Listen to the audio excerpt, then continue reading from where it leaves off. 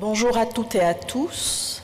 Merci au CNGE de nous avoir proposé à tous les trois d'intervenir sur cette keynote qui va porter sur l'interprofessionnalité dans la prise en charge de l'addiction au tabac en soins primaires. Alors, je vais vous présenter Katia Lefort. Katia est infirmière de santé publique. Elle intervient dans le dispositif Azalée, à la fois comme clinicienne dans la prise en charge de patients dans une maison médicale à Jonzac et comme formatrice pour le dispositif Azalée aussi. Elle intervient comme formatrice au sein de l'IRTS de Montrouge auprès des assistants médicaux et enfin elle est évaluatrice pour les crises suicidaires. Elle n'a pas de conflit d'intérêt à déclarer dans le cadre de cette keynote. Moi, je vais vous présenter Maxime. Alors, Maxime, il est médecin généraliste en campagne Tourangelle. C'est surtout notre plus jeune professeur universitaire de France.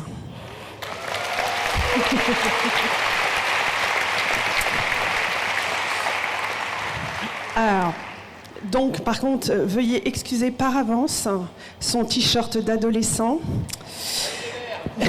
et ses propos parfois un peu immatures.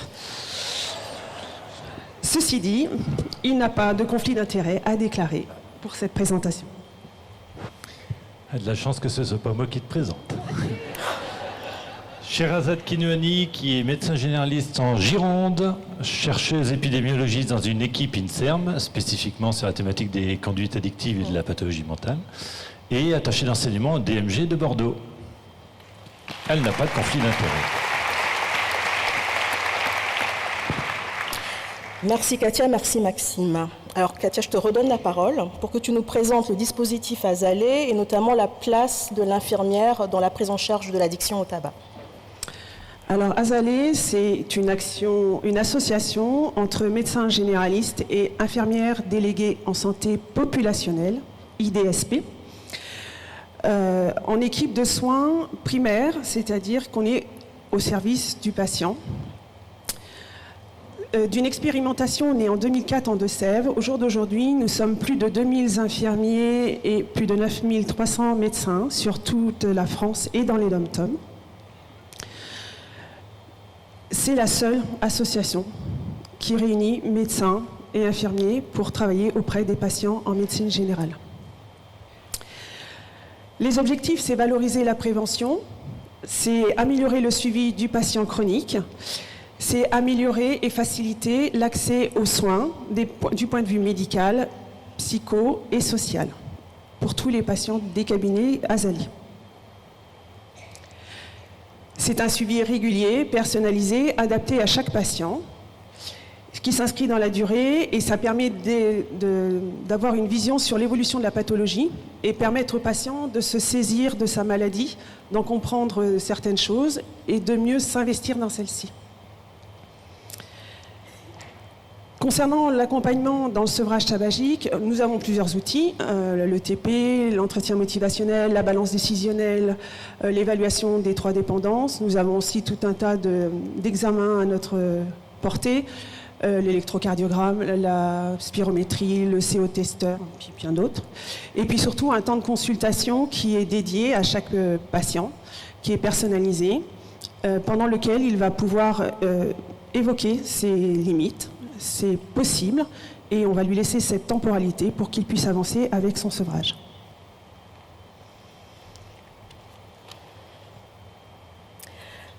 Maxime, à toi, en quoi la prise en charge de la consommation de tabac et de son addiction reste une priorité en soins primaires ?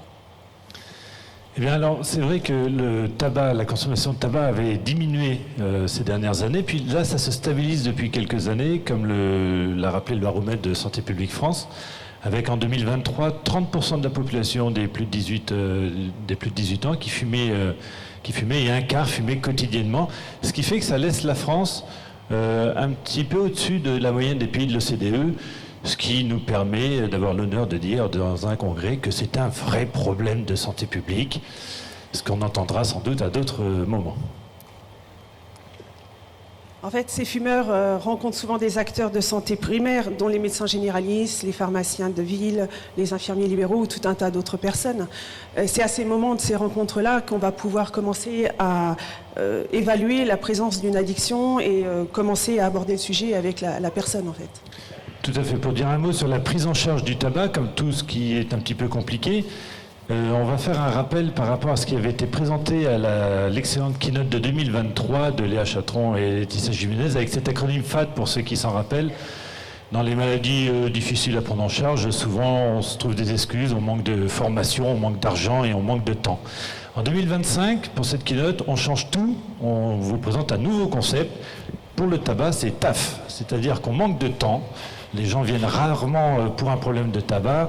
On manque d'argent, c'est-à-dire que comme ils ne viennent pas pour ça, il faut prendre du temps en plus pour en parler et on n'est pas payé en plus. Et on manque de formation, c'est-à-dire qu'il y a plein de façons de consommer qui changent avec les pushs, avec les cigarettes électroniques et autres. Et puis, il y a des traitements, alors avec la psychothérapie, et puis les traitements qui sont validés de façon consensuelle avec les dérivés de substituts nicotiniques. Et puis il y a des traitements, on ne sait plus trop, ça s'en va et ça revient, un peu comme le Champix, on ne sait pas trop comment gérer ça. Donc voilà, on peut retenir cet acronyme qui marche très bien pour le tabac.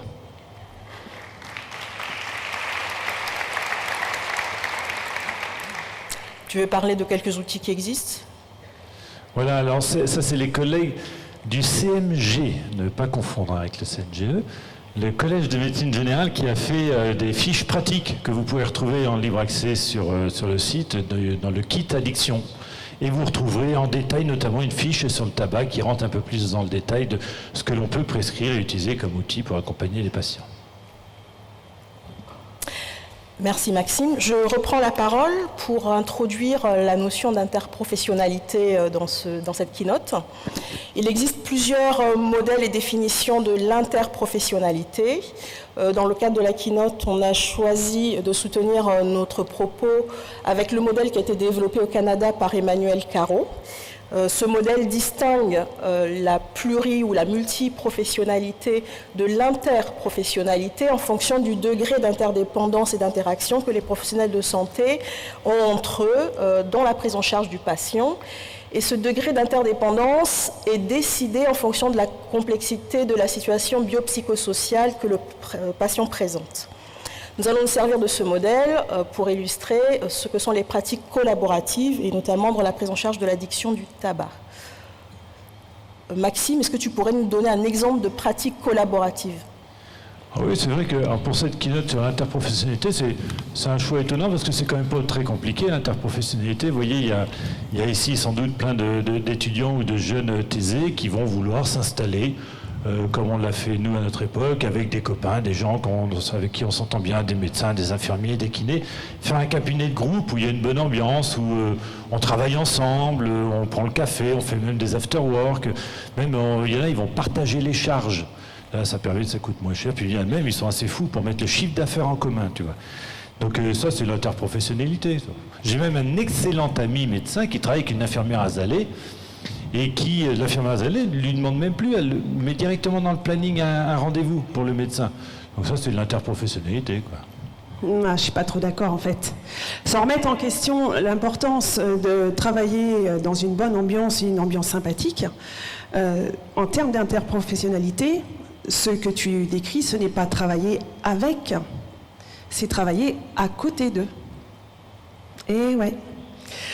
Parce que là, il n'y a pas d'échange de savoir disciplinaire. Même s'il y a un adressage du médecin et de l'infirmière dans les deux sens, on a des pratiques de professionnels en santé qui se font en parallèle, sans réelle concertation pour le patient. Je suis tout à fait d'accord avec toi, Katia. Ce qui vient d'être décrit est en fait, dans le modèle d'Emmanuel Caro, une pratique dite en parallèle. Donc, bien que ce soit une pratique collaborative, ici, il y a des échanges d'informations entre professionnels de santé, mais ces échanges sont peu nombreux, sont opportunistes et sont généralement unidirectionnels avec des moyens de communication indirects, comme par exemple la note dans le dossier. Est-ce que vous avez un exemple de pratique un tout petit peu plus collaborative ? Oui, parce qu'en tout cas, alors, si boire le café avec l'infirmière, c'est pas faire de la collaboration interprofessionnelle, en tout cas, avec la dose de café qu'on passe, on est fiers de faire de la torréfaction interprofessionnelle. Et alors après, moi ça va, je suis installé en maison de santé pluripro. Vous savez, ces maisons de santé, il y a plein de professions, on a même les critères de l'ARS qui dit comment qu'il faut qu'on soit. Tout bien, qu'avec des gens conventionnés, on n'a même pas d'ostéopathe dans le placard, rien du tout. Et on travaille ensemble, en bonne intelligence. Ça nous arrive même des fois de travailler avec des gens en dehors de la maison de santé. Tu vois, comme un jour, il y a le chirurgien dentiste du quartier d'à côté qui m'a appelé et qui me dit, écoute, vraiment là, j'ai un jeune patient d'à peine 30 ans, il a les dents très délabrées, je suis obligé de lui arracher des dents, et puis il fume, alors ça ne guérit pas, il faut vraiment que tu le vois, quoi. Et je l'ai reçu. Et c'est vrai que le dentiste, cette fois-ci, il n'avait pas menti, hein, il avait vraiment les dents pourries, les gars. Et alors du coup, on a travaillé ensemble, et puis je l'ai adressé, parce qu'on a convenu qu'il fallait essayer de mettre des patchs, je l'ai adressé au pharmacien avec une ordonnance, quoi. Et puis il a été chez la pharmacie, et puis alors il a mis des patchs, et puis la semaine d'après il est revenu, et puis il m'a dit qu'il les mettait pas, quoi, parce que ça lui faisait des rougeurs. Là. Alors j'ai appelé le pharmacien, puis tu vois, on travaille ensemble, hein, j'appelle le pharmacien, et puis je lui dis, dis-donc, t'as pas une autre marque de patch? Il me dit non, c'est pas ça, c'est parce que il faut qu'il le colle avant sur une surface lisse, ça enlève l'excès de colle, et après il le mettra sur la peau, tu verras, il n'aura plus de rougeur. Hein, d'où l'intérêt de travailler en interprofessionnalité. Hein. Tu savais pas, toi, qu'il y avait de... Eh si, je savais. Non, toi, t'es infirmière azalée, ça et voilà. Pas. Si on les patients nous apprennent plein de choses. Si on demande à un médecin normal, Olivier, par exemple, tu savais, toi, qu'il fallait enlever l'excès de cas? Non, tu fumes pas, toi? Non. Ah si, tu fumes, mais pas du tabac. Non. S'emmerde pas au CNGE. Au moins, tu sais où passent les cotisations. Voilà, donc l'interprofessionnalité, c'est du quotidien, quoi. Katia, t'en penses quoi? Tu permets que je prenne la parole, du coup? Vas-y. En fait, dans les deux situations que tu viens de nous présenter, il y a un peu plus d'interdépendance entre professionnels de santé de proximité. Le pharmacien ou le dentiste t'interpelle sur une problématique avec des patients en lien avec le tabac. Mais du coup, toi, il va falloir que tu revoies ça, soit à la prochaine consultation en questionnant le patient sur sa nouvelle tolérance, enfin sa tolérance à ce nouveau patch, ou avec le patient qui a été adressé par le dentiste sur cette fois-ci, il va peut-être falloir quand même vraiment rentrer dans le sevrage tabac. D'accord? Tu vois? Donc en fait, là, on est plutôt, même si c'est pas encore de l'interprofessionnalité, il s'agit plutôt de coups de fil, d'échanges d'informations, et en fait chacun reste dans son domaine d'expertise. Je suis d'accord avec toi, Katia. Ici, les professionnels de santé fonctionnent encore en silo. Les échanges qu'ils ont en termes d'information sont susceptibles d'influencer, c'est vrai, les actions mises en œuvre les uns par les autres. Mais à ce stade, ce qu'ils voient, et ce qu'ils disent, ce qu'ils font autour du patient peut potentiellement soit influencer les actions, soit ne pas le faire sans que forcément il y ait de coordination, de formalisation. Par ailleurs, les interactions restent peu nombreuses et opportunistes. Essayons de trouver un exemple de collaboration un tout petit peu plus interdépendante. Oui, parce qu'on ne fait pas que s'appeler, hein, on travaille aussi ensemble, même sur des trucs communs. Un jour, j'adresse un patient au collègue kiné pour de la réhabilitation respi, et puis il est en difficulté. Il dit, il y a peut-être une BPCO, quelque chose, on va faire une spirométrie. Et il a des délais qui font que l'infirmière azalée était disponible. Donc c'est l'infirmière azalée qui l'a fait, la spirométrie. La spirométrie en médecine générale, c'est quelque chose qui a du sens pour les patients. Parce qu'au moment où ils soufflent, il se passe quelque chose, il y a une prise de conscience des symptômes. Ça marche bien, la spirométrie en soins primaires. C'est pas moi qui le dis, c'est une étude dans le BMJ Open de 2021. Enfin, c'est un peu moi qui le dis quand même, parce que je suis dans les auteurs. Mais du coup, c'est la prise de conscience du trouble par le patient qui souffle. Et puis la spirométrie, il y a plein d'articles qui sont parus dans Exercer. Exercer, c'est une revue scientifique dans la discipline, sans ambition, c'est un peu franchouillard, francophone, on dit, francophone. Et il y a plein d'articles là-dedans sur la spirométrie récemment.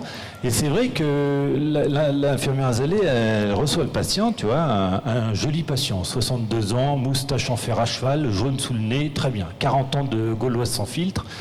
Le gars, il vient et il souffle. Et là, tu as l'âge pulmonaire qui s'affiche. C'est ça qui est intéressant dans la spirométrie. Le gars, il a 64 ans, il souffle, 92 ans. Bon, il fait un peu la tête. D'ailleurs, nous aussi, on s'est regardé avec l'infirmière Azalée, c'est comme il y a un vide spatio-temporel qui s'est passé entre nous et parce qu'on s'est dit, la tête qu'il a à 62 ans, jamais de la vie, il atteint 92, le gars. C'est comme si ses poumons lui avaient survécu, tu vois. C'est puissant, la spirométrie. Hein, et là, vraiment, on partage des tâches entre soignants, quoi. Pardon. Reprends ton souffle, Katia.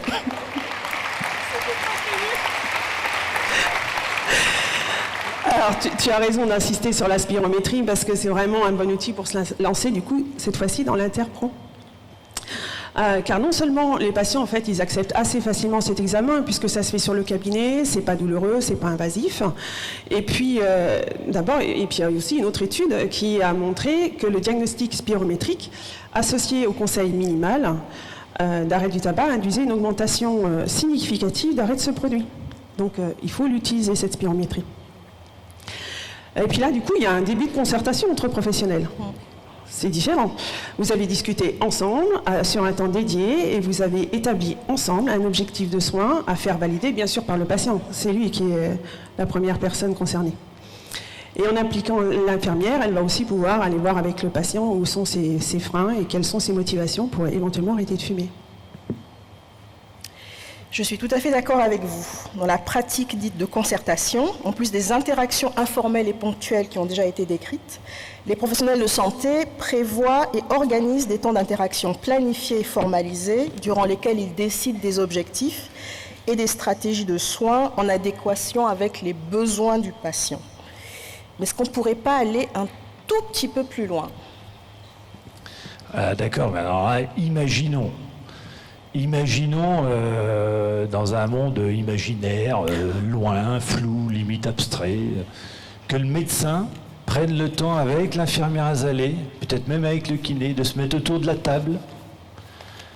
Imaginons qu'on travaille ensemble, par exemple. C'est vrai ? Non. Tu veux ça ? C'est pour la keynote, Katia, s'il te plaît.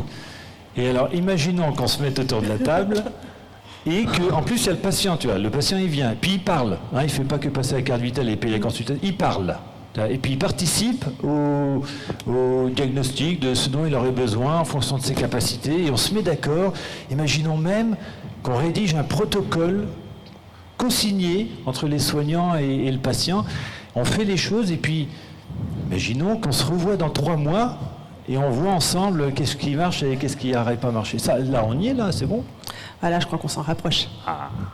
Car nous serions dans une situation, cette fois-ci, d'objectifs décidés par et pour et avec le patient et pas pour le patient. C'est-à-dire qu'il est inclus dans son suivi.